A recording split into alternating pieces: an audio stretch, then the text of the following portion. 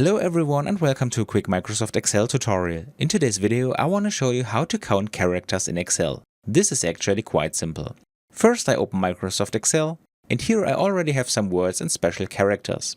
I now select the cell next to it and use the formula equal len. This is the abbreviation for length, and with an open bracket I can now enter a text. In addition to a text itself, I can of course also refer to other cells. So I select this cell next to it, use a closing bracket and press enter. And we can already see that the first word is 4 characters long. Now that I have worked with relative reference, I can simply drag this function down. For this tutorial I have also written down some special characters to show that not only letters and numbers can be counted, but also these special characters of various kinds.